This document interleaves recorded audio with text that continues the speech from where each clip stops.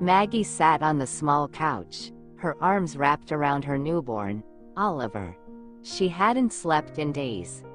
Her eyelids felt like heavy stones, but Oliver needed her. He was always crying, always hungry, always needing comfort. 2 weeks after Oliver was born, Darren walked out. "I never wanted this," he had said coldly before leaving. Now, Maggie was alone, with no money and no one to help. Maggie rocked Oliver back and forth, her body weak. She couldn't even think clearly anymore. She whispered, "Just a little sleep. Just a few minutes." She placed Oliver in his crib, checked on him one last time, and then lay down on the bed. Just for a moment, she told herself. Then, darkness swallowed her. Maggie woke up suddenly. The room was too quiet. Her heart pounded. She turned to the crib. Oliver was gone. Her breath caught in her throat. The front door was slightly open. Cold air rushed in. Panic gripped her as she stumbled toward the door.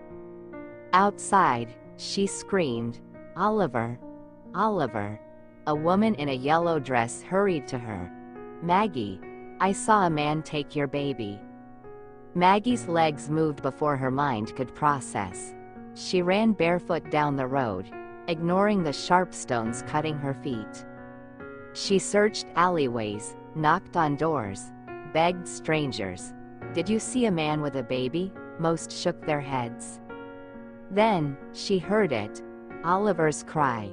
It was faint, coming from an old warehouse at the edge of town. She pushed the rusted door open.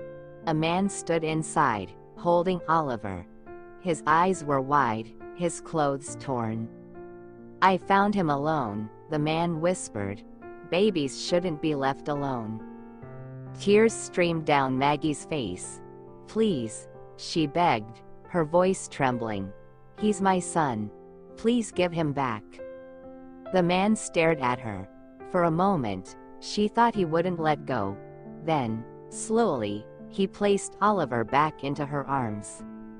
Maggie ran.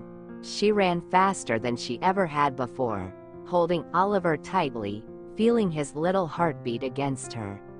She locked the door behind her and collapsed onto the floor, rocking Oliver gently. She whispered, "I'll never let you go again." Maggie knew she couldn't do this alone. The next morning, she picked up the phone and called her sister. "I need you," she said, her voice shaking. For the first time in a long time, Maggie didn't feel alone. She had Oliver, she had help, and she had a second chance.